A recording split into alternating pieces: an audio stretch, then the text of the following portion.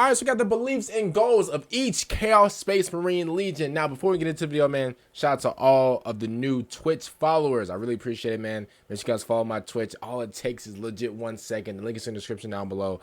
And this seems like actually a very interesting video, so let's get right into it. Actually want. What is the point of continuing a war that has gone on for over 10,000 years? Is it something as simple as vengeance? Do they want to see the entire galaxy destroyed? Or in their own dark and twisted way, do they believe that what they are doing is truly the best path forward for humanity? In this video, we're going to be taking a look at all of the different traitor legions, boiling them down to their fundamental principles that guide them in their fight against the Imperium, and try to figure out what makes them tick, what their beliefs, goals, and overall objectives actually are. And that's a lot easier said than done, as all of the traitor legions are broken up into hundreds.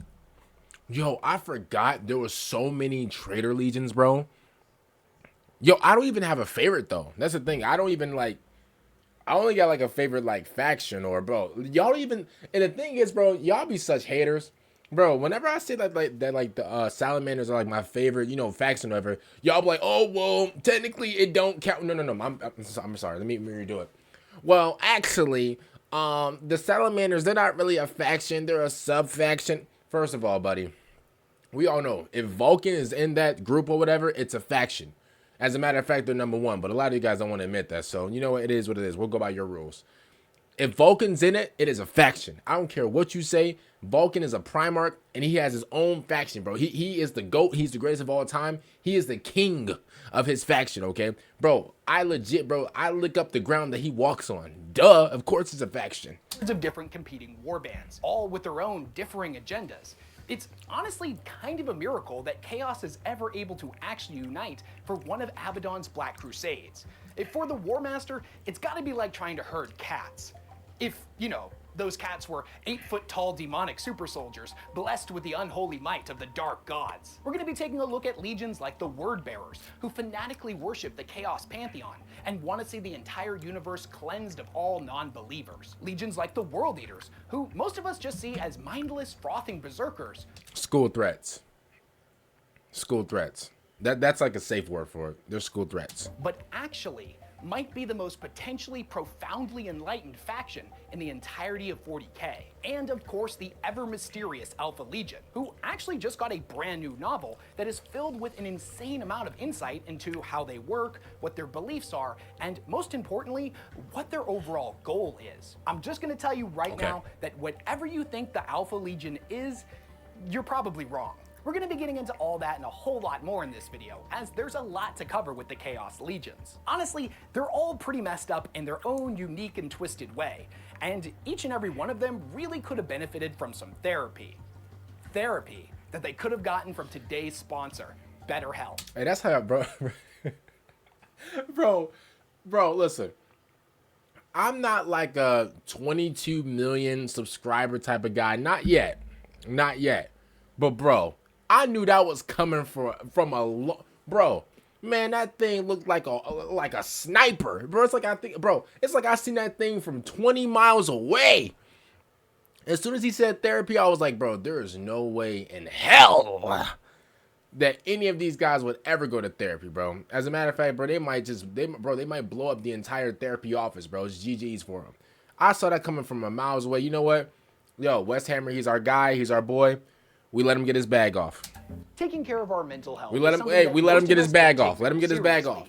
Even if we all know that we should. It's something that we need to do, but we just keep putting it off. And maybe we don't have time to schedule appointments, or maybe our local area just doesn't have anyone who specializes in our particular needs. Or maybe, as is the case for a lot of us in 2023, trying to find a way to fit it into our budget is a stressful situation that only ends up making things worse. Well, thankfully there's BetterHelp, who makes something as serious as taking care of your mental health. By the way, yo, I'm texting right now while he's doing his ad read. Obviously, I'm gonna put my phone down whenever the video starts. More accessible, convenient, and most importantly, affordable. They have a huge network of over 30,000 licensed therapists who are all trained to listen and give helpful, unbiased advice. Because their network is so large, you have a much wider range of expertise available to you than what might be available in your area. You'll be able to schedule therapy sessions at a time that's most convenient for you. And if after a couple of meetings, you feel the therapist isn't the right fit for your particular needs, you can easily switch to a new therapist at no additional cost, without stressing about insurance or who's in your network or anything like that. Getting started is super easy. All you have to do is click on the link in the description of this video and fill out a questionnaire to help assess your specific needs. And in most cases, within 48 hours, you'll be matched with your therapist. Over 4 million people have used BetterHelp to start living a healthier, happier life. And if you think you might benefit from therapy, then click on the link in the description of this video or go to www.betterhelp.com/weshammer to get 10% off your first month. Big thanks to BetterHelp for sponsoring this video. All right, here we go. Differ from other Chaos Legions in two major departments. First and foremost, they are by far the most devoted to the Chaos Gods. Whereas other legions are monotheistic in their worship or simply don't have any unified system of beliefs one way or the other. The Wordbearers view each of the gods as an intrinsic part of chaos and thus the truth of the universe. And second, as will become a theme throughout this video, pretty much all of the Chaos Legions exist in a shattered state, some seemingly beyond repair. This is not the case with the Wordbearers, as through their unified faith have remained as close as one can possibly get to an intact Space Marine Legion. These guys have done some pretty horrific, inexcusable, genocidal things over the years. I mean, that doesn't surprise me. Have you seen, bro? Look at him. This doesn't surprise me. This man looks like a damn school menace. He looks like a school bully, bro. Yo, you come to school every single day, bro, at 7 a.m. sharp. You're getting stuffed in the locker by this guy right here. He got the tubes running through his neck. Oh, yeah, this guy's definitely a school menace, bro. Look at the teeth. Bro, man. Oh, yo, I'm gonna just keep it completely honest with you. Yo, whatever Weshammer's about to say, I mean, because obviously, we been new. Obviously, bro, me and you, we're so smart. We been new that, bro, this guy is a straight, this man is just a, he's like a moon-sized asteroid to Earth. This man's a legit threat. Like, we been knew that. But maybe during the days of the Horus Heresy, many of them truly believed that humanity really would be better off under the leadership of the true gods. You gotta remember that these guys had something that all of the other Space Marine legions didn't, and that was faith. And faith can be a really beautiful thing. It can inspire great acts of compassion, heroism, and can lead people who have sunk to the lowest, darkest places imaginable back out of the darkness. True. And into a brighter tomorrow. True. But as we all know as well, faith can also compel people with good intentions down an incredibly dark path and lead them to commit some truly horrific and unforgivable acts. True. With most legions during the Great Crusade, they would show up on a world, force the entire population into compliance, and then take off again, jumping back out into the stars to do it all again. For what? I mean, okay, I guess you gaining control, I mean, obviously that's a good thing, you know, to some people or whatever, but like then what's the point? If you go to a world and then like take control of it, because that's basically what you're doing, and then like you're just taking off again, like what's the point of it? Like, do they get like some like thrill just of just like landing on like a new world or whatever and just like putting guns to everybody's faces and just like taking it over and then like leaving? Like what's the point of it? I'm guessing like the whole point is like, oh, like we're taking over the world, whatever. But like at that point, like, why don't you just take over one world and just stick to it instead of like, I mean, maybe I don't know. Maybe they want to like, you know, I guess take over like a bunch of worlds and like have like a bunch of property over it or whatever. But at the end of the day, I just feel like, what's the point? Like, I guess they like the process or whatever. Wordbearers were different though. They didn't want to just bind people into subservience. They wanted everyone to prosper under the Emperor's banners. They didn't want to just deliver the Emperor's wrath, but teach the people they encountered of the Emperor's love. They had faith that the Emperor was the one true god of humanity, something that he wasn't exactly the biggest fan of. Yeah, and he didn't. Okay, so essentially, I did learn that the Emperor didn't like that. So the Emperor, So the Emperor wanted to come off as like the humans no. He basically wanted to be like the humans like savior, but at the same time he didn't want the humans to look up to them. At first I thought, okay, the Emperor wanted like, you know, like he wanted people to worship him or whatever. Turns out the Emperor don't even like that. He don't even mess with that. He don't even want people to like worship him or whatever. So I mean, it's kind of crazy because like if you really think about it, if you are gonna come off as like somebody's savior or whatever, the thing is, right?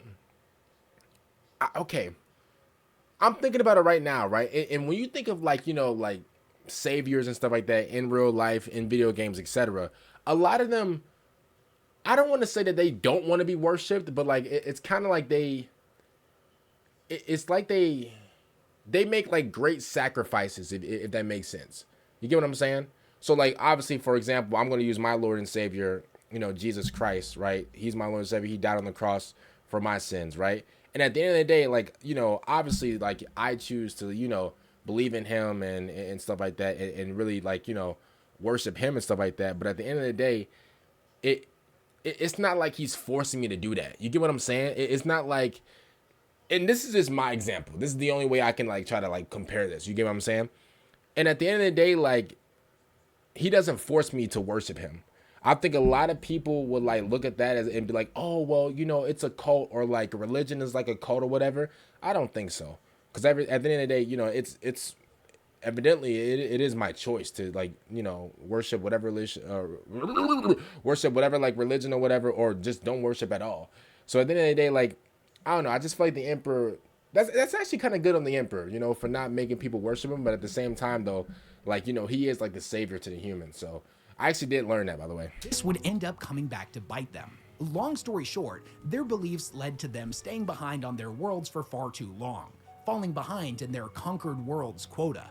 And the emperor punished them by burning the symbolic and somewhat literal monument of their faith, the city of Monarchia, to the ground. Well, he punished them. This shattered the Legion to its core, and they would only end up recovering when they set off on a pilgrimage into the stars to find gods truly worthy of their devotion, which, unfortunately for everyone who happened to live in the Milky Way, ended up being the Chaos Gods.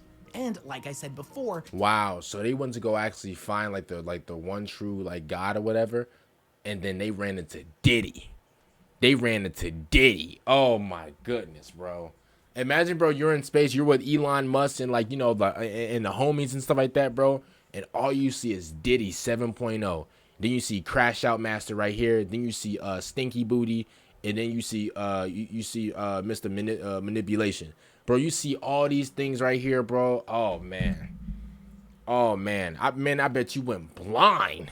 Looking at these four right here, bro. Especially looking at him. Oh, brother. The disease is crazy. Maybe in the beginning, most of them truly felt like they were doing the right thing. Maybe even after all of the dark rituals, the countless sacrifices, and the truly inhumane and brutal acts of genocidal warfare that they inflicted upon the Imperium's population. And maybe even still, a few of them truly believed that they were doing what had to be done.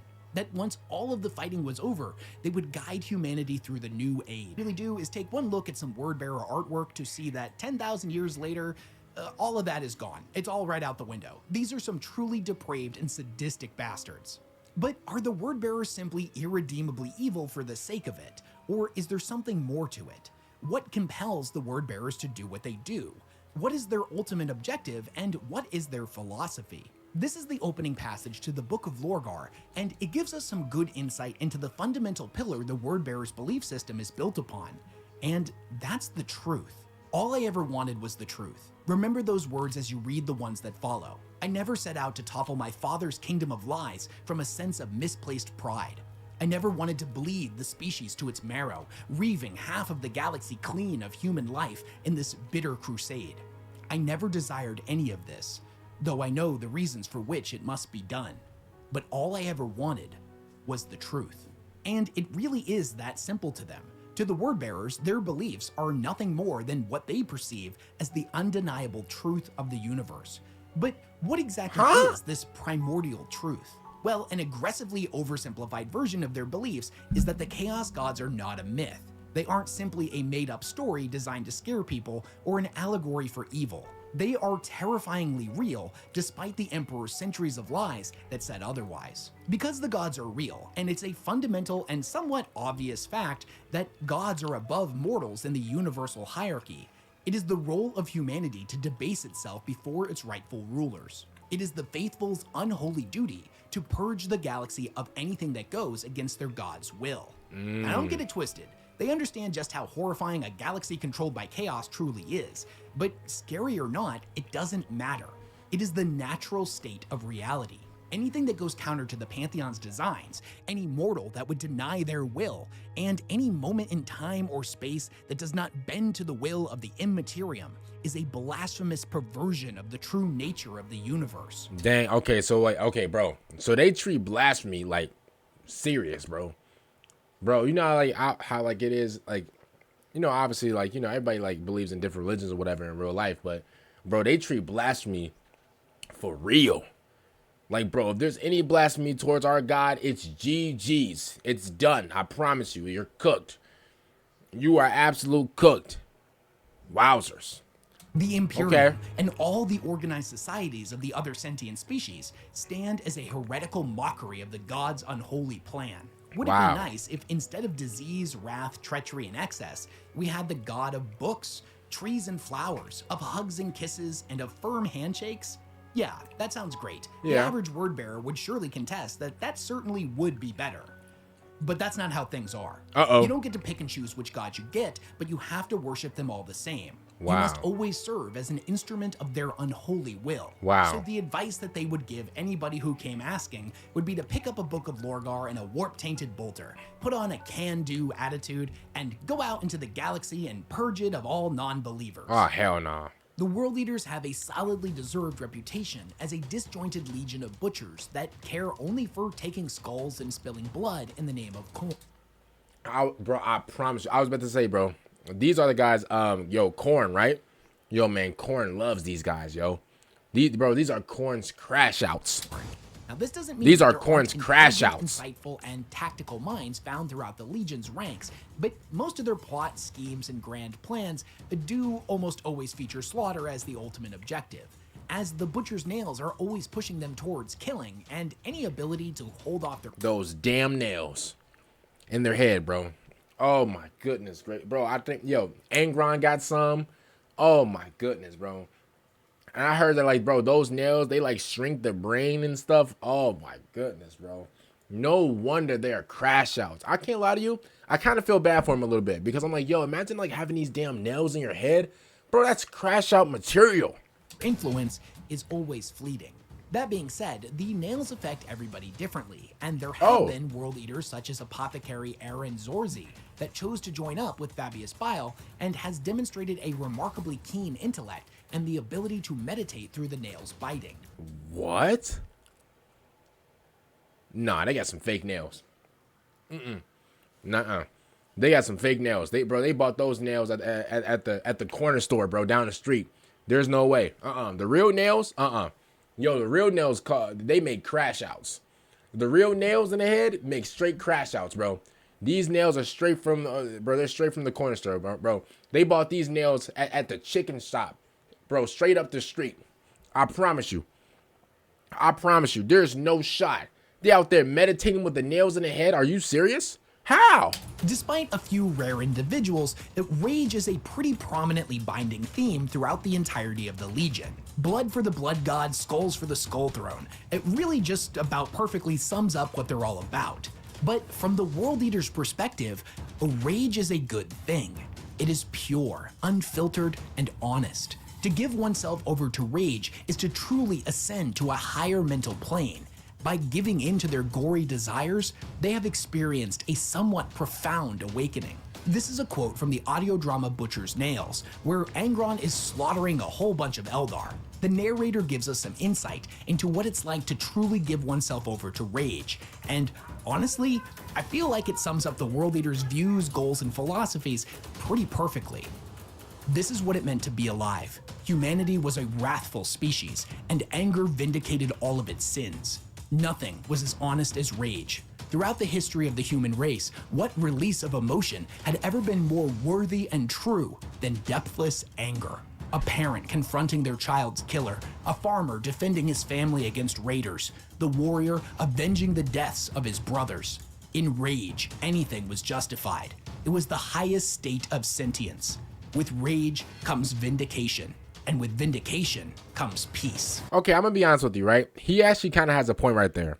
Because if you really think about it, like, rage is like a natural, that's like a natural, like, not human emotion. That's like a natural emotion for like animals, humans, etc. Like rage is like a natural thing. At the end of the day, I'm not, protecting the guy. I'm not saying, oh, what he's doing is right. No, bro, he's still a school threat. We need to check his book bag at all times. Let's just keep it completely honest with you. But he is right though. Rage is like a natural, human, natural animal. It's like a natural, feeling. It's like a natural feeling that that every living being has. So when it comes to shared philosophy, that's true. belief, and experience amongst Khorne's faithful, the World Eaters actually have a pretty interesting way of instilling their traditions, ideas, and even memories into all of their recruits at a genetic level. They utilize these guys known as the Berserker Surgeons, who use free and forbidden gene crafting techniques to grow new World Eaters in birthing vats, producing Space Marines in a fraction of the time that it would take for the Imperium to create them. Admittedly, this process is pretty wasteful and ends up killing more than it makes, but whereas from the time of recruitment all the way up to when a scout graduates to becoming a fully fledged Space Marine can take years or even decades. For the World Eaters, give or take a month.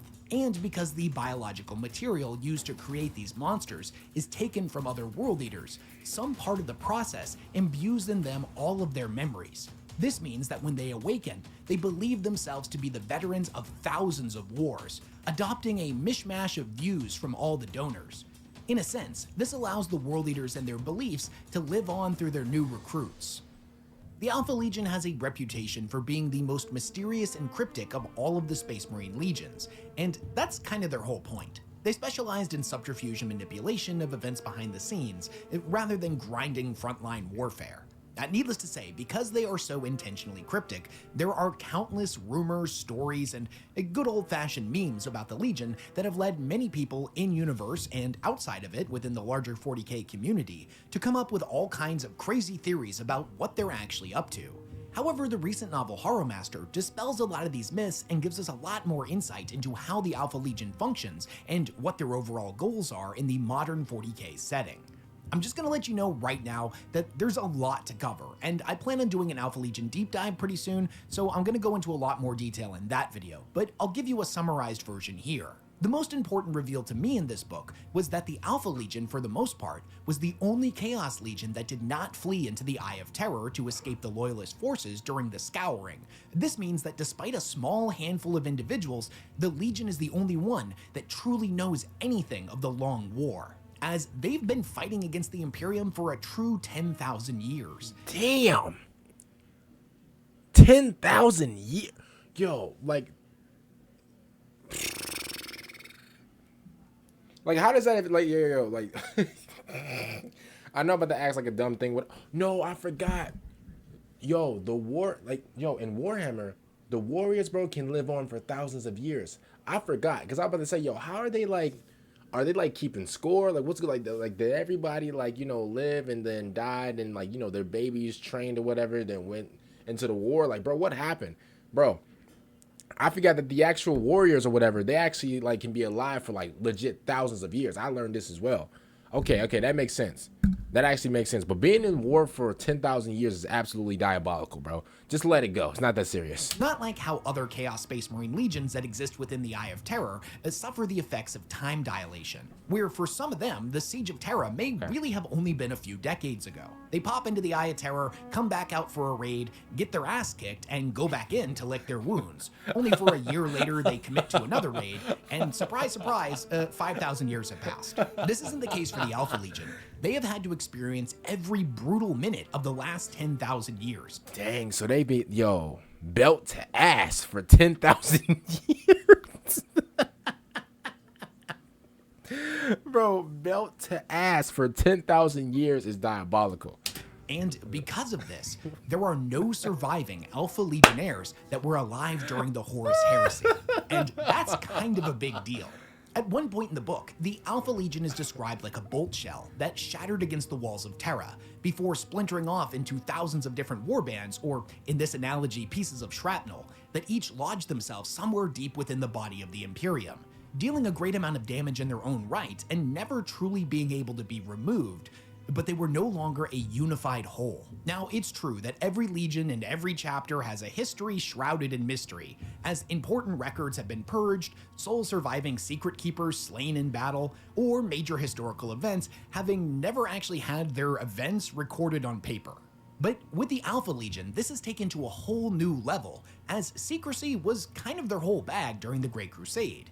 Their Marines of today look back on their ancestors with a pretty heavy amount of frustration, as they don't really know anything about their Legion's history, what its purpose was, what their goals are, and what they're supposed to be doing. The only thing that they know is that the Imperium is their hated ancient enemy, and it's their sole purpose to see its destruction. I mean, bro, I respect that, bro. All they know is their ops. All they know is their ops. I respect that a lot. They're like, yo, you know what, man? We don't care about nothing else. Those are the ops right there. GG's. That's it. We don't care about, you know, what Elmo got to say. We don't care about what Terrence got to say. We don't care about what Martha has to say. Those are the ops right there. That's what we got to focus on. To be honest with you, I kind of respect that. There are tales amongst the warbands. I respect that. Apparently, their primarchs I do. once had some grand plan, some super secret ambition that them and all of their sons were all in on. But there are no surviving members of the Alpha Legion from the Horus Heresy era, and no records to go on. No one has even seen either of the Primarchs in 10,000 years. Some say Alfarius was killed on Pluto, while others say it was Omegon. Still others say that neither of the Primarchs died, and they still exist somewhere out in space, and one day will return. But these are all just rumors. They really don't have anything to go on here. When it comes to the views of the various warbands, they're kind of all over the place. There's only a single warband that continues the practice of wearing Alfarius's face, contrasted against this being done by the entirety of the— Okay, here's what I say about this, right? Face tattoos, I don't know. I'm not really a big fan of it. I can't put, like, something on my face. You get what I'm saying? Like, I don't know, bro. Okay, like, I'm not really, like, a big tattoo guy, just like, off the rip, whatever. Like, I don't dislike them, but, like, will I ever get one? Probably not. I mean, I just feel like, you know, it's like my natural skin. I don't want to get, like, nothing on my skin. Maybe that's just me. Maybe that's, like, I'm a little babyish or whatever, but you can call me whatever. But, like, face tattoos, I don't know. I mean, in this sense, it does look cool or whatever, but, like, I don't know, bro. I just feel like, I don't know. I would never do it. Comment down below. Would you guys ever get, like, a face tattoo? And if you do get a face tattoo, you know, what are you getting on your face? I mean, you gonna get King India on your face? Because I'm gonna be honest with you. Like, I could definitely put it on your face. Like, Alpha Legion back during the days of the Great Crusade, this is something that is not widely done by the modern Alpha Legion. In fact, at one point in the book, a conclave is called for all of the warbands to get together and discuss what is to be done about the Primaris Marines and the return of Guilliman. A handful of representatives from the warband known as the Faceless step forward and remove their helmets, all bearing Alfarius's face. When the first one goes to speak and says the famous line, "I am Alfarius," the entire room erupts. Some members of the Legion shouting condemnations, others saying, "No, you're not," and others still lost in uproarious laughter. However, Solomon, the main character of the book, steps forward and quiets the crowd down. He says if this warband wishes to continue the practice of looking like their Primarch, they have every right to do so, but let it be known that it gives them no authority over any other warband. And speaking of authority, the Alpha Legion has a pretty nuanced perspective when it comes to— that makes sense. That makes sense. Because that's like me getting on the basketball court, and that's like, I see like a guy that's like, what, like 5'11", you know, he got like a little Sharpie beard. You know, he got like his hairline kind of fading away. He got like his voice kind of like scrappy a little bit, and he's like, "I'm LeBron James." I can't lie to you. Even though we know you're not, like, you know, we know you're not LeBron. In 2025, you know, anybody can be anybody. Yeah, bro, you get what I'm saying. Listen, that dude that I just subscribed, 5'11", scrappy voice with a little fading hairline. He could be like, "Oh, I'm LeBron James." I'm gonna be honest with you. You could be LeBron, but at the end of the day, I'm not listening to you. So if we get on the court, right, and you say ball, I'm gonna be honest with you. I'm not passing. I'm not passing you the ball, LeBron. Okay, like, let's just get that, like, just settle. Okay, just because, you know, you're trying to be like LeBron, or sorry, just because you are LeBron does not mean that I'm gonna be passing the ball. Now, if the actual LeBron come in here, I'm gonna be honest with you, bro. Yo, LeBron, yo. Respectfully, yo, LeBron can say, "You know what, man, you bum, go sit on the bench and give me Gatorade." I'm gonna be honest with you, bro. I'm bowing down saying, "Yes, sir. I'm going to the bench, bro." And every time LeBron need Gatorade, I'm giving it to him. Their hierarchies. They value expertise above everything else and don't much care where it comes from. Whether the individual be human, space marine, or Xenos, it doesn't really matter. If an individual has expertise in a subject that is useful to the Legion, then they are respected. But there isn't a centralized hierarchy. Now, there are both strengths and weaknesses involved with this. On one hand, they are incredibly fluid and are able to adapt to new situations incredibly quickly. Having to adhere to doctrines, scriptures, and formal recognitions of rank made a warband incredibly rigid, and rigid tools were more prone to breaking when stressed. Whoa. Who are these guys? Yo, they're in green. Who are these guys? However, on the Does other anybody hand, know them? when a serious situation develops, like the Primarchs Marines suddenly showing up out of nowhere, none of the warbands can really agree on what to do. It creates a bit of a chaotic situation. The book even dispels the classic Alpha Legion meme of, "It may look like I was defeated, but secretly this was my plan all along. You've activated my trap card, Imperium." There's a battle early on where the Alpha Legion definitely loses and has to retreat, but one of the Legionnaires makes mention of the fact that even though they didn't accomplish what they came here to do, from the Imperium's perspective, they weren't expecting the Alpha Legion to be here, and they're going to be examining this victory for the next century, wasting countless resources and man hours flipping over every single possible stone, trying to figure out what they missed. What was the Alpha Legion's real objective here? And meanwhile, the Legion has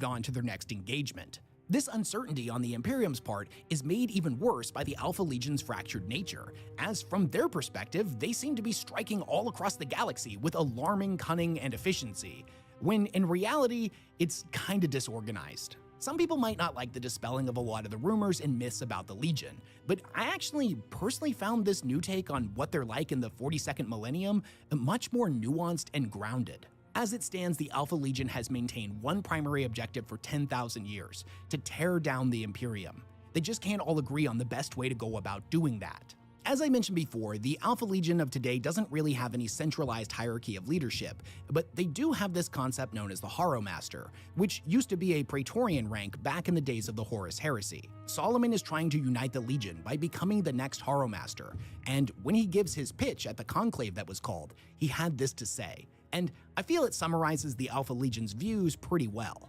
I have on occasion pulled out a warrior's heart and shown it to them still beating as they died. I intend to do the same to the Imperium. I wish to reach into its chest, rip out its rotten core, and watch its systems go into failure from the shock. Perhaps when everything is done, there may be something worth saving. There may still be some future for humanity, the race that originally birthed us all. But the Imperium, that fetid carcass that spreads its entrails across the stars and bleats glory to its own name, will be dead. And if humanity cannot survive without the Imperium, then it does not deserve to survive at all. Clark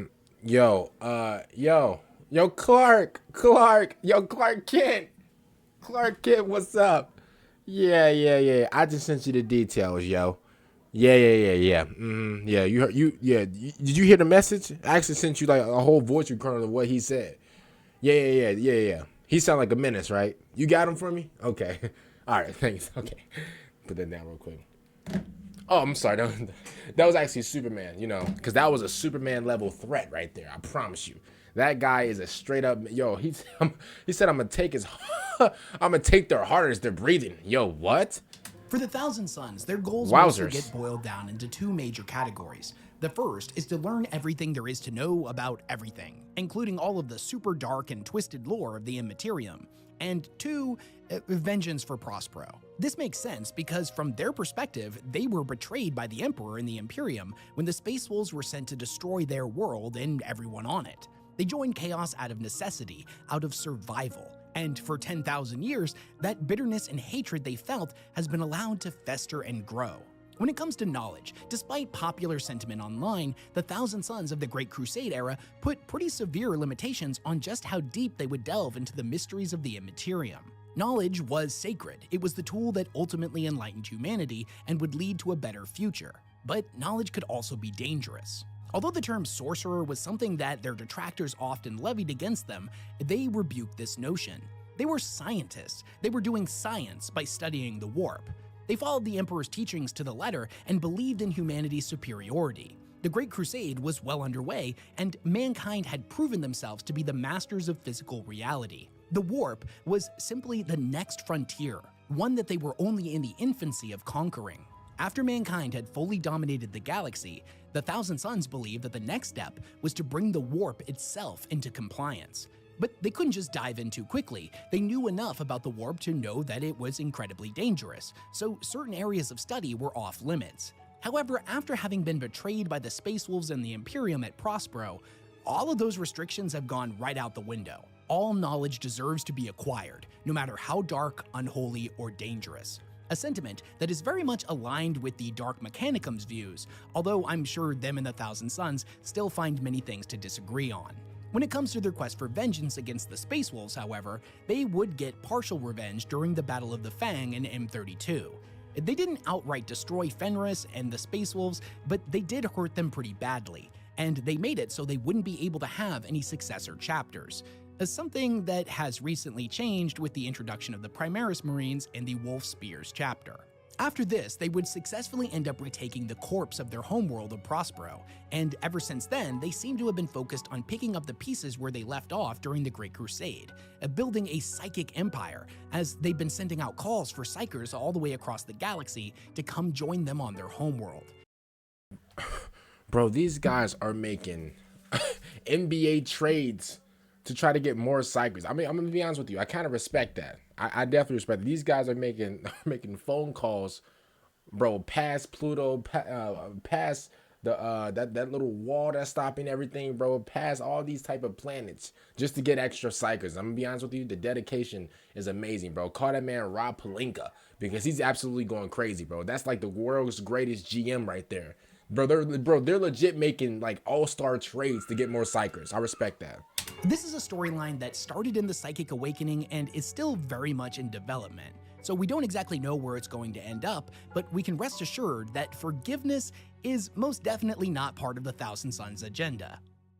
As the chosen heralds of Nurgle, it is the Death Guard's ultimate objective to see the Plague Lord's will made manifest, which primarily takes the form of spreading his diseases to every corner of the galaxy, and his corruption throughout the teeming masses of the Imperium. They see entropy and decay as the natural state of the universe, and by accepting the Plague Lord's gifts, one can be made strong enough to endure in a galaxy of rot. This may come as a surprise, but not all of the Death Guard warbands agree on how best to accomplish this grandiose objective. The entirety of the original Death Guard, the men born of Barbarous who fought during the Great Crusade and were at Terra during the siege, feel like they owe their Primarch Mortarion a great debt, as it was he who freed them from the Overlord's tyranny thousands of years ago. As some of them venerate him as the chosen of Nurgle, whereas others see him simply as a man, and a deeply flawed one at that. But man or demigod, the original Death Guard will follow him into hell itself no matter what happens, as their bond to him is the one thing that will never truly decay. Despite this, there are individuals within the Death Guard such as Typhus, and those that have chosen to follow him, traditionally newer-turned Plague Marines born thousands of years after Barbarous' destruction, who despise Mortarion. They see him as an ignorant fool, who doesn't take his role as Nurgle's chosen champion seriously enough. The Death Guard represent... Why would he? Yo, he's working for Nurgle. Bro, that man's getting paid, what? A TV dinner and a pack of boogers. What are we talking about? Of course he's not going to take it. I wouldn't take it serious. You know what, bro? In me right now, because I would never take this serious. And then listen, I'm sorry, real quick. If you guys had, like, kept seeing me, like, keep going back and forth, like, with my tab thing, is because I don't want to be talking for like 5, to 10 minutes, whatever. Obviously, you guys know I'm a yapper. I get paid to yap. Sometimes like I mute my mic, whatever, because like everything else is going on like in the house or whatever, and I want you guys to like hear all that nonsense. But like I'm gonna be honest with you. I think I'm doing a good job like this episode. I think like I'm muting at the right times. I'm unmuting as well, so like you guys can actually hear whenever I talk. So yeah. Not only the death of hope, but also the death of warrior culture. Even back in the days of the Great Crusade, they were a win-at-all-costs type of faction, forgoing air and vehicle support to instead grind their enemies under 1,000 ceramite boots in a grinding war of attrition. They had no qualms about using truly horrific weapons of war, and now in the grimdark future, their biological warfare has reached levels of horror that the Space Marines of yesteryear wouldn't even be able to comprehend. There are many members of the Death Guard that truly believe that once Nurgle has taken his rightful place as the ruler of the universe and the entire galaxy is in a perpetual state of rot, that humanity will ascend to new levels of greatness. To become one with the Plague Lord is to cast off needless emotions like hope, fear, and love. It is to give oneself over entirely to despair. Rot and decay is the true nature of the universe, and all the things that humanity does to prevent this is ultimately futile and a foolish attempt at denying reality.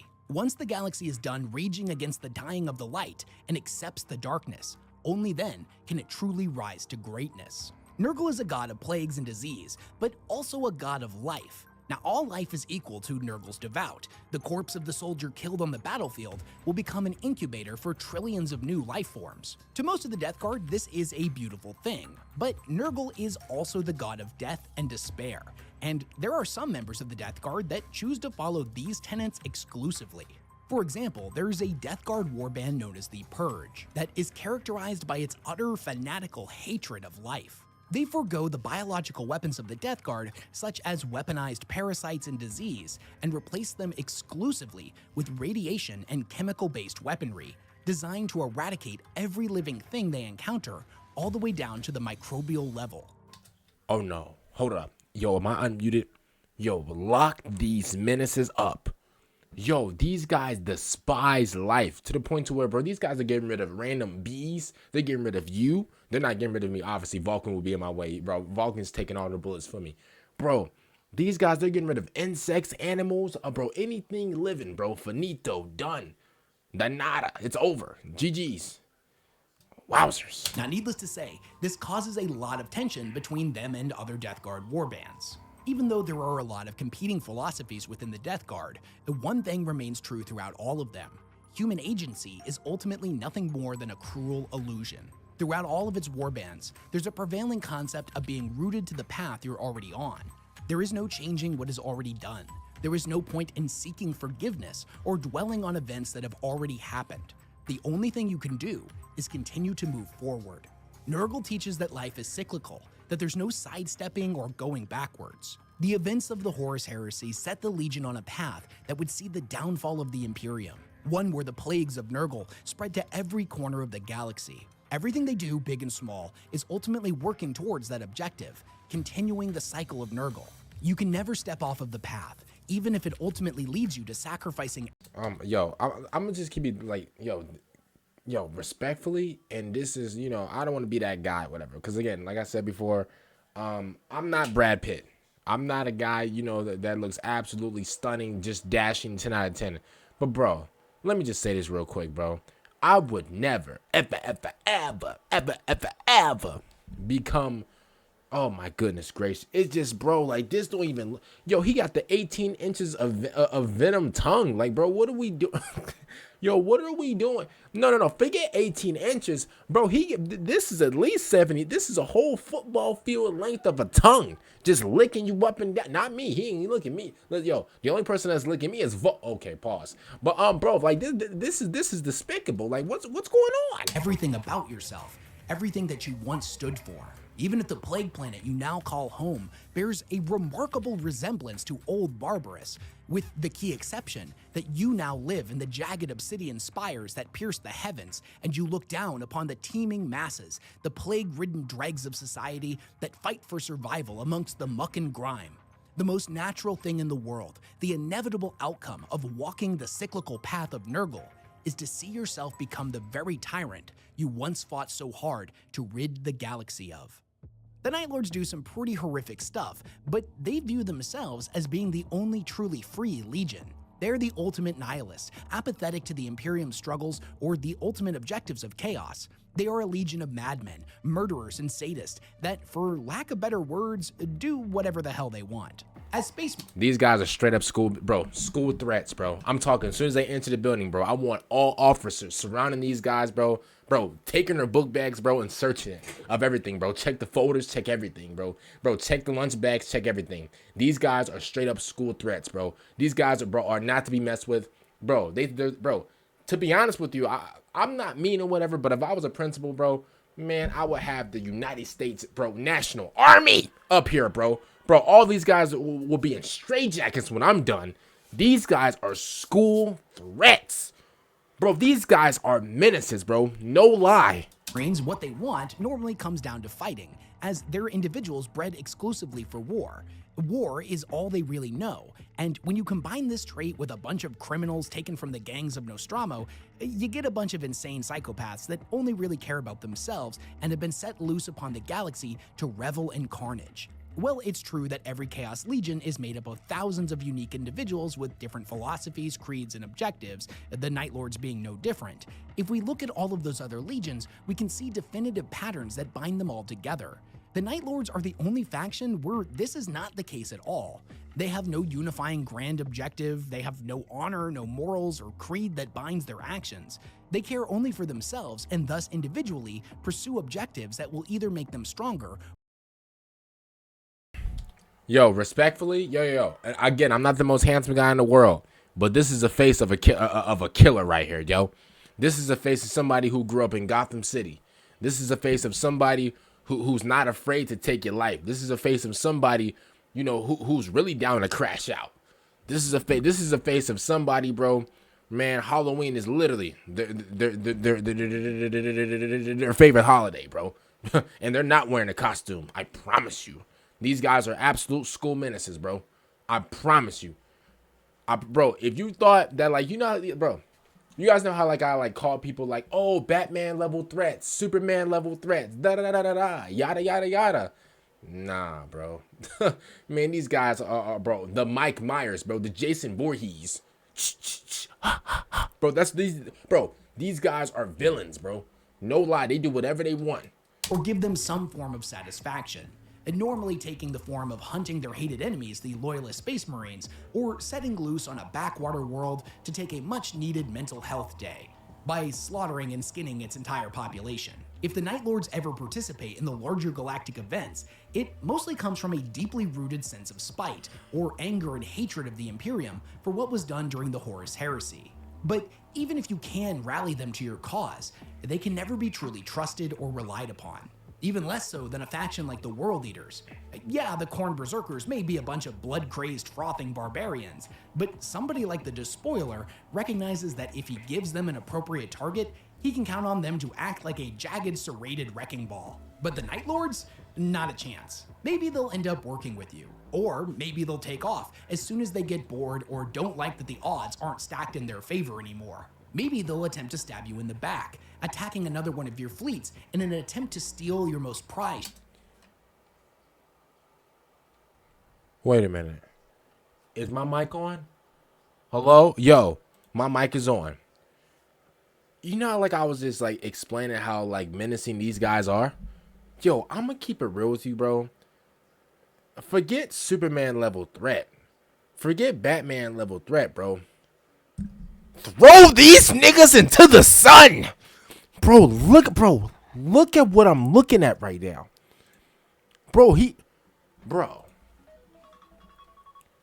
Bro, this man is carrying a head, bro. Y'all, like, no lie, say what you want. Yo, YouTube, this is Warhammer. YouTube video game during it's a gaming video game franchise. Listen, YouTube, this ain't not, yo, this is fake. I just gotta clarify that. Yo, this man is carrying their heads like Birkin bags. This man is carrying their heads like Birkin bags, bro. Bro, these are Louis Vuitton bags, bro. This man legit just went to Rodeo Drive in LA. It went crazy, went dummy. The bank called him, said, yo, you've never spent this type of money before. Who's the new girl? Yeah, bro, I see you're in Louis Vuitton. Yeah, yeah, I see it. Bro, he's carrying their heads like Birkins. Bro, I don't even have like a bag like that, bro. He's carrying their back. He's carrying these heads, bro, like he's about to go suit up and play with LeBron and Luka. This is incredible. And then he got dude right here trying to hold him up like, oh, I got you, king. Like, bro, what is he even, bro? Is he throwing up gang signs? Is he a part of the gang? What's going on? I'm gonna be, yo. Forget Superman, forget Batman. Yo, I might need to call the entire Avengers to come get him, bro. I might, bro, the Incredible Hulk, bro. Yo, I'm gonna go call somebody to come clean him up. This man is legit a school threat, and guess what? It's not just him; it's everybody else as well. Everybody else that wears this uniform, bro, they're all menaces. Guess what? You can't take them all at once. Can't take them all at once. It's GG's. It's done. Ships, while your weapon batteries are trained on the loyalists in front of you. Or hell, maybe the Night Lords will devolve into infighting the moment they engage in the larger conflict, as multiple splinter factions aboard their ships decide that now is the time to initiate a coup. In the Night Lord's omnibus, Abaddon does manage to get them to fight in the 13th Black Crusade, but he realizes that they can't really be relied upon, so the single mission he gives them turns out to be a suicidal charge. He just kind of hopes that they'll make some kind of impact before getting blown up. And this, in his mind, is the best case scenario, because them being alive and being part of the fleet is a variable that will most likely come back to bite him in the ass. And it absolutely does, but mostly because they figure out what's going on before it's too late. Some Night Lords choose to give themselves over to chaos, proudly displaying the marks of their chosen deity and wielding their demonic gifts in battle. Others see these Night Lords as stupid fools, gamblers doubling down on a dead hand. Some want to become powerful warlords in their own right, whereas others are happy to act as mercenaries, living life from battle to battle. No matter what path any one of them takes, traits like egotism, narcissism, and a propensity for vicious cruelty are all commonplace amongst their ranks. Some respect the ideals of Conrad Kurz, while others think he was a misbegotten fool that— No, I don't. Because, hey, wasn't Conrad Kurz, didn't he torture my sweet, glorious, amazing King Vulcan? I'm going to be honest with you, yo. I still got to catch this man in a dark alleyway, bro. I got to do something crazy to him, bro. And not in that way. I got to get my hands on him. The fact that he actually did that to Vulcan, bro. And to be honest with you, Vulcan did clean him up. At the end of the day, I got to get my licks in too, bro. Pause. When I say licks, I mean with the hands, bro. Not with my actual tongue, weirdos. But listen. Yo, Conrad Kurz, I promise you, when I get my hands on you, it's absolutely over. I know I sound like a school threat right now. Say what you want, but at the end of the day, yo, Conrad Kurz, it's up for you, buddy. Yo, I got a $15 million contract on that man's head, and guess what? I'm going to find him myself. Guess what? I'm not paying nobody. IRS going to be on my neck. led the Legion into damnation and ultimately got what he deserved. Spoilers for the Night Lord trilogy incoming, so skip ahead to the next chapter or timestamp on screen if you don't want to hear it. What? If there's any hope of unity for the Night Lords, something that rallies them to a— Oh no! No! I don't know. I actually gotta skip forward. No. Let me skip forward real quick because I actually don't want to. No. We haven't heard Okay, yeah. All right, it's good. anything new about him, so the plot I actually want to react to like a separate video of that. My bad, y'all. is still kind of left unresolved. Aaron Dembski-Bowden has stated in interviews in the past that he plans on continuing Decimus's story, but he doesn't want to force it to meet some kind of quota. So here's hoping in the near future we learn more about this mysterious figure. The Emperor's Children are probably one of the most tragic legions that exist within the Traitors' forces. They were once one of the most noble and honorable of all legions, and now exist as a pack of hedonistic sadists. Individuals that are only interested in pursuing ever increasingly outlandish extremes in the form of torture, murder, drugs, and excess in all forms. They are a shattered legion held together only by their worship of Slaanesh, a god that caused their pursuit of perfection that they prided themselves on to be warped and twisted into an obsession with excess. The vast majority of Space Marines within the Legion display traits of extreme narcissism, egotism, and only really care about pursuing pain and sensory extremes, so there's at least something there that kinda bonds them all together. Although where you or I might find a hot meal on a cold day, an hour or two of video games after a long day of work, or perhaps something a bit more sensual and most importantly consensual to be something that we find pleasurable,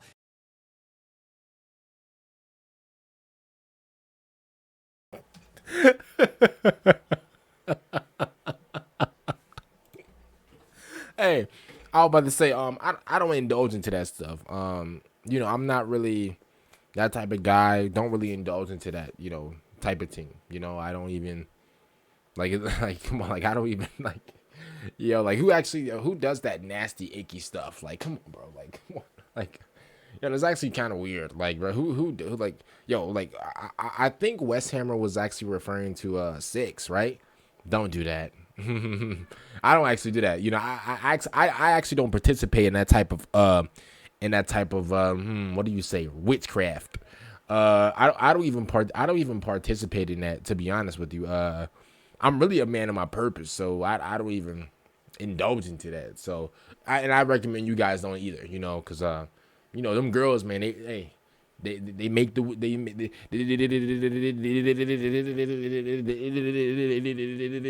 they make the knees weak. So at the end of the day, man, you guys should actually be kind of careful. So just thought I'd give you guys some warning. That's all baseline normie shit to the Emperor's Children. These are the same Space Marines that, after getting their ass handed to them by Dorn and the Imperial Fists at the Siege of Terra, decided to instead slaughter the civilian population in order to render them down into an endless variety of drugs and stimulants. Their levels of addiction and depravity truly know no bounds. Although there are... Whoa. Is my mic on? Whoa, wait. Durable. That's all baseline normie shit to the Emperor's Children.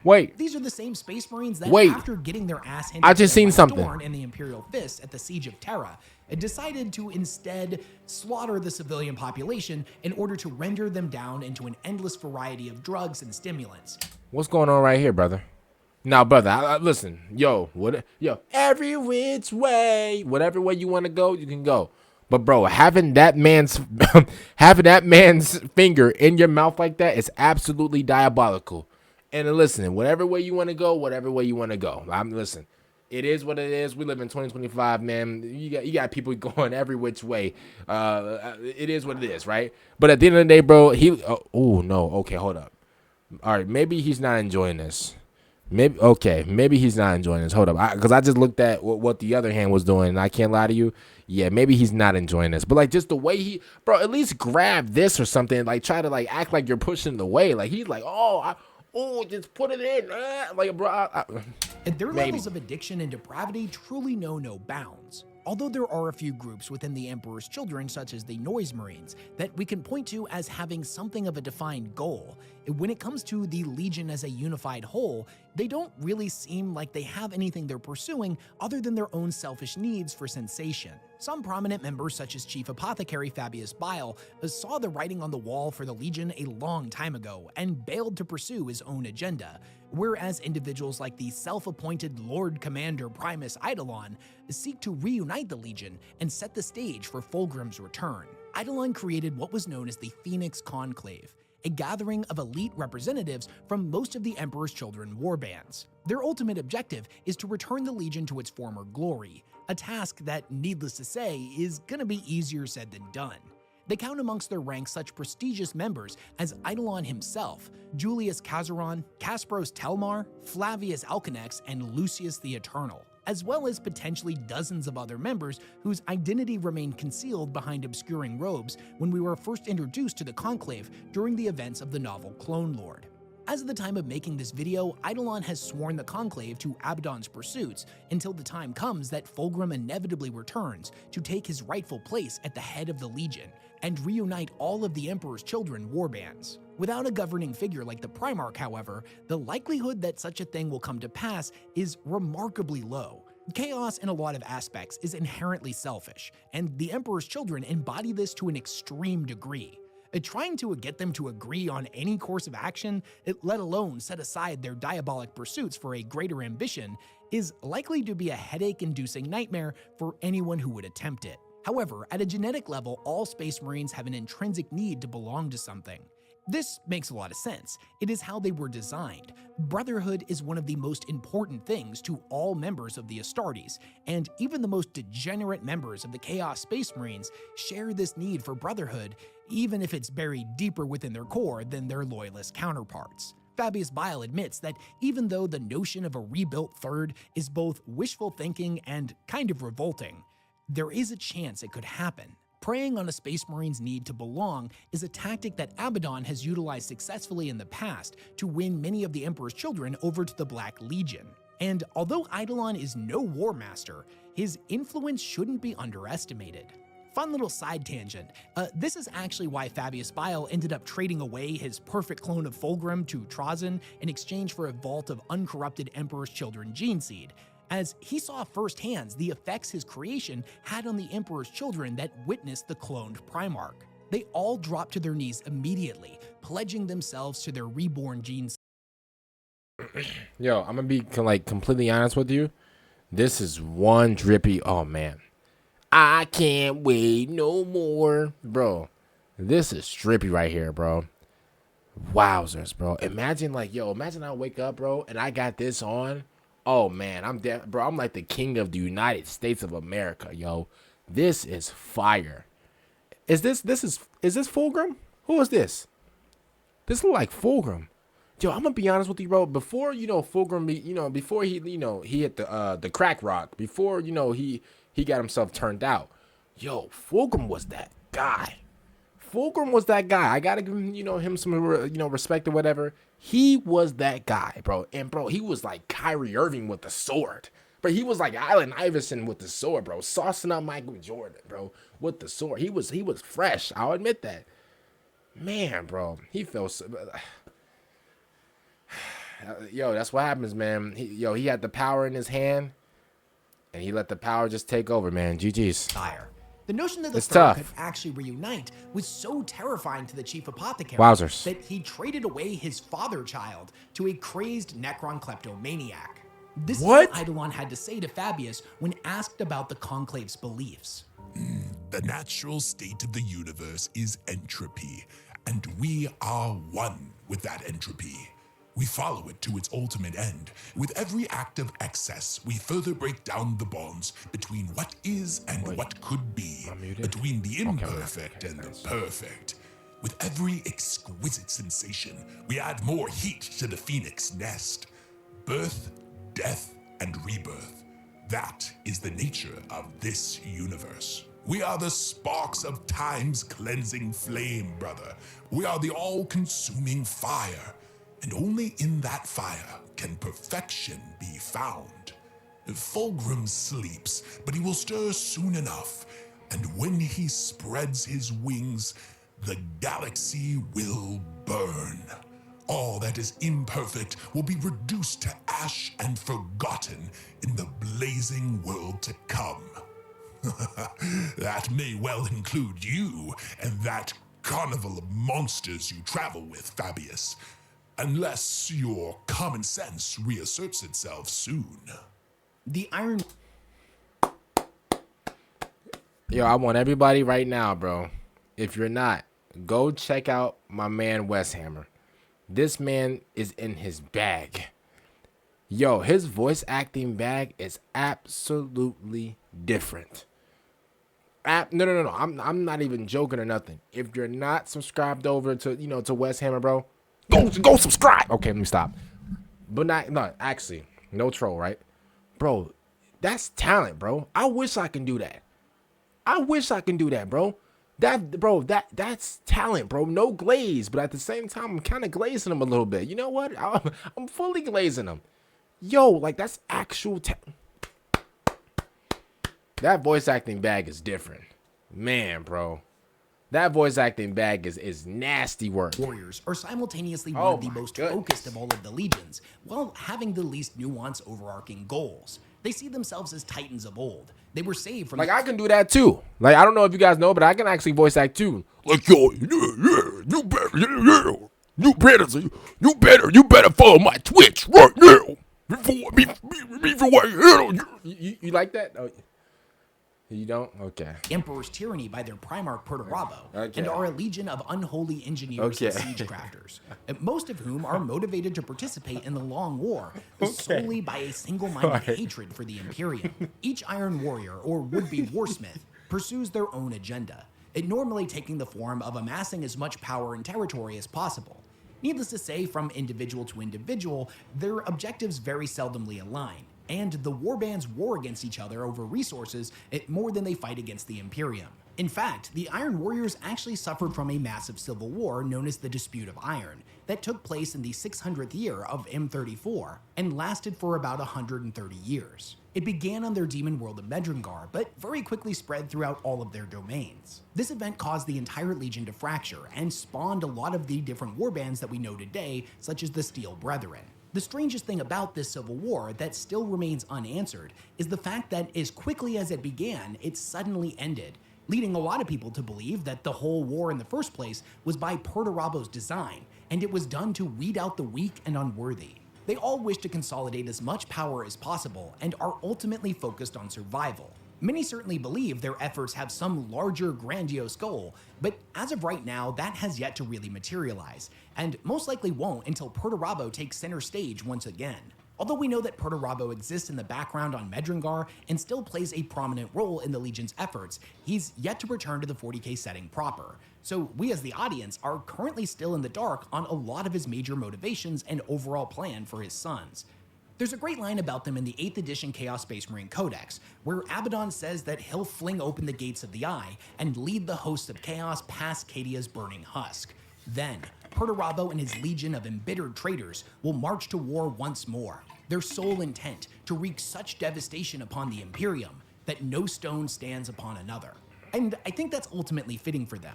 They are destruction incarnate and are fueled by hatred for the Imperium and, more specifically, their bitter rivals, the Imperial Fists. Hey, let me... Hey, like, let me just say this, bro. Bro, the Imperium got so many ops. Bro, they looking like Drake out here, bro. The Imperium got so many ops, it's crazy.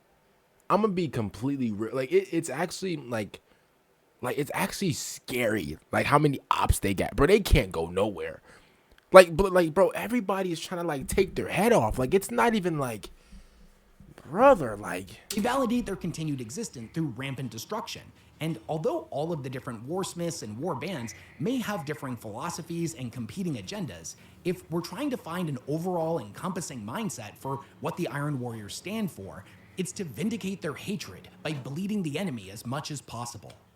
For the most part, I'm going to leave the Black Legion out of this video, as since they're a coalition of Chaos Space Marines from every single Legion and Warband, most of what sets them apart in the philosophical and goals department is based around the War Master's grand plans. And Abaddon is a far more complex and compelling villain than a good portion of the community gives him credit for. And there's actually a great passage by Aaron Dembski-Bowden that I included in my video designed to clear up misconceptions about him that really gives you a good idea of what he's all about at a fundamental level. But I'll summarize the basic concept here. Abaddon very importantly views himself as a man, a member of humanity. He certainly thinks himself more powerful than the menials around him, but he doesn't separate himself from his own species like many transhuman individuals do. Further, he believes that only men can lead other men. No gods, demigods, primarchs, or omniscient corpse emperors. For mankind to survive in the coming millennia, the Imperium needs to be torn down, and its beating heart, which is the God Emperor, must be eradicated. It's actually really... I'm gonna be honest with you, and I don't want to get too religious. I know you guys probably don't, like, you know, if you believe in a different religion, you can. Respect to you. But I completely disagree. Bro, men without the leadership of, like, God, or, and I'm speaking in, like, real life and Warhammer. Like men without that, like, omnipotent, how you say the word? Omnipotent or omnipotent? Oh, how you say that? Oh, that's a nasty, like, 5-syllable word. Omnipotent? Is that it's like all knowing, all being, right? Like, bro, a man without that is so lost. Maybe that's just me, right? Maybe I'm just thinking of what I'm just, you know, spewing out whatever. But, like, in my, like, personal, like, you know, I guess, like, POV, bro, like, I've seen men, bro, who didn't have, like, any guidance, like, you know, from, like, they didn't believe in anything and stuff like that, which is okay. Like, you know, everybody has, like, their own personal journey. I'm not shaming you for not believing in anything.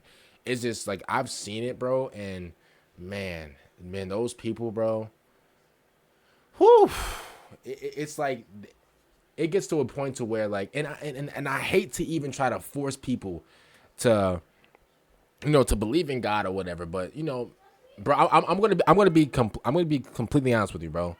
Me believing in God, bro, has helped me so much, because now it's not in my hands anymore.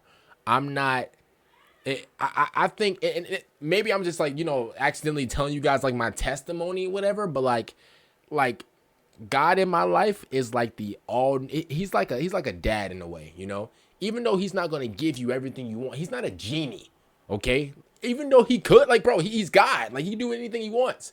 At the end of the day, I don't treat him as a genie. I treat him as like a father, because obviously he's all knowing, like, you know, like, and that's how much faith I have in him, right? He's all knowing. He knows what the best is for you before you even know it. He knows what's best for you and stuff like that. So at the end of the day, I just feel like men without that leadership, without that ground zero, that's what I feel like. I feel like men can't.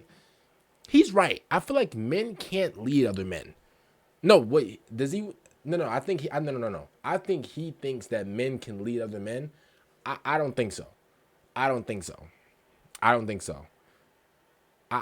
it's the opposite. I think that a all creator, whether it's in Warhammer, which is the Emperor, whether it's in real life, which is God, or whatever God you believe in, I really feel like it's like our ground zero. It's like our natural, you know, like, I don't even know how to put it in words, but it's like our natural ground zero. You get what I'm saying? Like, it holds us down a little bit in a good way, not in a bad way of like, oh, it's staggering us, but like, it helps us out. You know, when we don't know anything, when we are, you know, depressed, angry, whatever, bro, and you calm down, bro, and you talk to the man above, which was, you know, I believe in, you know, God, whatever.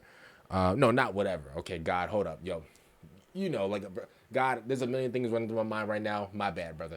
But listen, like, but like, no, genuinely, when you believe in God, like, whenever I believe in God and stuff like that, man, genuinely, bro, like, he really holds me down, bro. Truly, like, he kind of like, it quiets my mind. It's like I'm having like a one-on-one talk with my heart.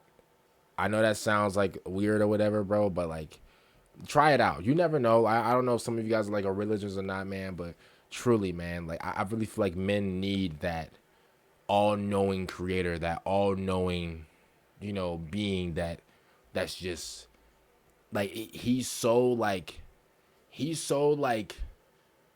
big, bro, and vibrant that like, you can't even like wrap your head around it. And I'm sorry that I took a whole break to talk about God and stuff like that, man, but I'm just, sometimes like, the best way for me to like really understand Warhammer is to like go to real life and try to like compare it a little bit, and that's what best like helps me understand it. So sorry to yap about religion and stuff like that, but that's how I feel about it, you know.